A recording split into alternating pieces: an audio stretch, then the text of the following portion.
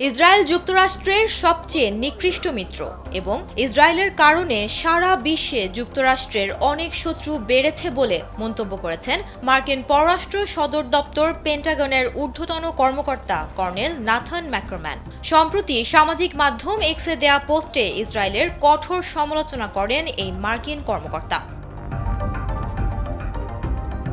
তিনি ইসরায়েলের প্রধানমন্ত্রী বেনিয়ামিন নেতানিয়াহু ও তার মিত্রদের ইহুদি শ্রেষ্ঠত্ববাদী ঘনিষ্ঠ সহযোগী গোষ্ঠী হিসেবেও উল্লেখ করেন। তারা ফিলিস্তিনিদের বিতাড়িত করতে এবং ইসরায়েলি ভূখণ্ড থেকে জাতিগত ফিলিস্তিনিদের নির্মূল করতে চান বলেও অভিযোগ করেছেন তিনি। পোস্টগুলোতে ইসরায়েলের খারাপ আচরণের মদদ দেওয়ার জন্য ওয়াশিংটনকে অভিযুক্ত করে কর্নেল নাথান ম্যাকরম্যান বলেন, পশ্চিমা দেশগুলো হলোকস্টের অপরাধবোধ থেকে ইসরায়েলের সমালোচনা করা থেকে অনেক দূরে থাকে।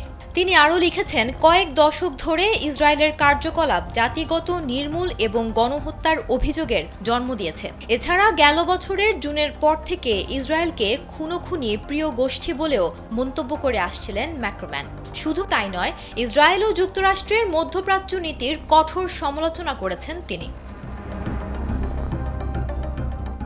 ম্যাকরম্যান যুক্তরাষ্ট্রের সামরিক বাহিনীর জয়েন্ট চিফ অফ স্টাফের J5 স্ট্র্যাটেজিক প্ল্যানিং ডিরেক্টরের লেভান্ত বা ভূমধ্যসাগরের পূর্ব উপকূলীয় অঞ্চল ও মিশর শাখার প্রধান হিসেবে দায়িত্ব পালন করে আসছিলেন। সামাজিক যোগাযোগ মাধ্যমকে দেয়া ম্যাকরম্যানের এসব পোস্ট সামনে আসার পর তাকে তার পদ থেকে সরিয়ে দেওয়া হয়েছে। একই সঙ্গে এ বিষয়ে অভ্যন্তরীণ তদন্ত শুরু করেছে পেন্টাগন। সুমনা মুস্তফা, কালবেলা।